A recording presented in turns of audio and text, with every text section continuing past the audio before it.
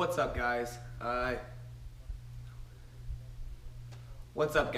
2016 shed season's about here, and I want to take you guys through every shed hunt I have this year, but I haven't been able to take you over the last couple of years. So today I'm just going to go over the sheds, deads, matches I found over the last 2 to 3 years. So we'll start off with the deads.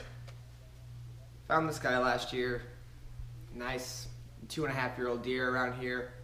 Probably scores around 120-ish, I think is what I scored him at. And it's we watched this deer for a couple of months, and we actually had a guy ask if he could shoot him, but we didn't let him because we wanted to see him grow. And I actually have the picture of the night before he got hit off the road, and we saw him the next morning laying in our field dead. So it was a shame he had to die, but we got some other good ones to show you. The other dead I'm going to show you, this dude right here. Found him 2 years ago. He's the last set of antlers I found that year. He was behind my tree stand at about 30 yards, and I didn't see him. He was tucked in behind an evergreen. Just tucked right in there, must have died. He died in velvet. He had velvet all along his antlers that we took off. But even chewed up like this where the squirrels got to him, he still scored over 165, so would have been a heck of a deer that year. Now we're going to go to some sheds. And after this video, I'm actually going to put up another video of my tips to finding sheds. So I think you guys should check that out, and I'll put a link at the end of the video. So let's start with some singles. This guy is 3 years old. Well, the shed's 3 years old, and the deer actually was 3 at the time.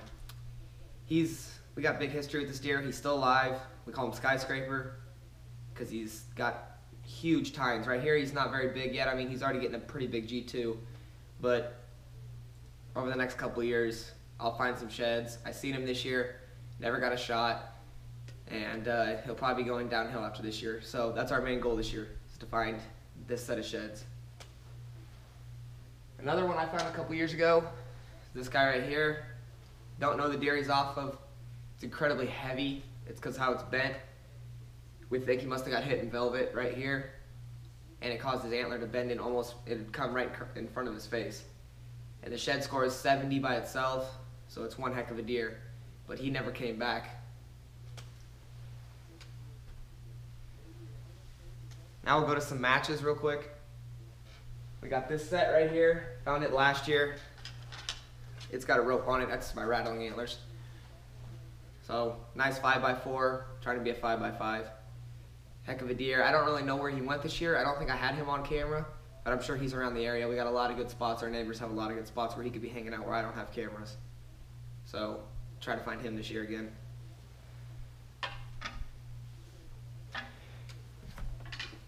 This set of sheds brings me to something I really want to talk about, and that's knowing your big genetics. So this deer right here might not look like much to anybody. Nice set. But the way his antlers are got me excited. This is probably this deer's first set of antlers. And this little forked G2 right here with this long curved G3 makes me really excited because that's our trait in our crick. Know your trait. All your big deer will have some kind of trait. You know, they might be tall or something might be wrong with their G3 or something might be different. Ours is a split G2 with a long G3. And to see that on this young deer already, I've never seen one on a young deer like that. That makes me excited. Again, I don't know where this deer was this year, but I'm hoping he's still around.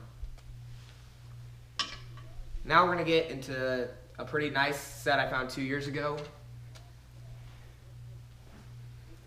This deer scored around 191, and last year I believe he got shot. We're not for sure, but he got shot, so he's no longer around. He has a nice break on his G3 right here, but that was like that during the whole season. So I was stoked when I found these sheds, and I'll talk about them more in my shed tips. And last, I brought up Skyscraper with that long G2. Well, we found him last year, and he was just a typical 4x4. And he's kind of changed from 5x5 to 4x5 to 4x4 to 5x5. He goes back and forth. And he's 6 years old this year. Last year he would have been 5. And I'll put up some pictures if you guys want to see it. But on his left side, he had some crazy stickers, and he had a tine coming directly off the base, all the way out here, and like a can opener, and it was a circle. It was pretty cool, and that was my main shed to find last year. And I didn't find that shed, but I found his other side, which made me pretty excited. As you can see, he's grown a lot. I mean, it's a big 4-point shed. I don't really like 4x4s because they don't really score that well, but I mean, if they look like this, you can see why we call them skyscraper. These tines are huge. So this is our main goal this year, is to find this one, and like I said, I'll take you guys on every hunt. Hopefully we'll find it. I got some other sheds, as you can see behind me. You can take a closer look. Just sheds I found over the last couple of years.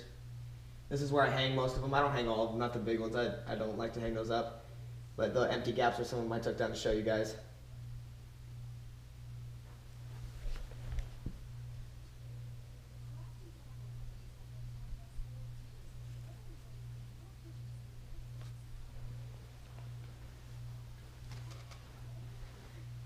So that's about it, guys, for my last couple years of shed hunting.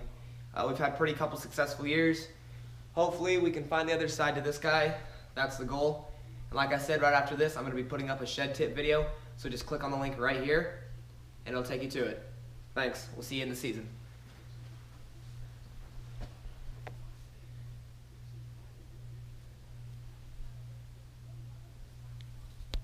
Hello? Nothing?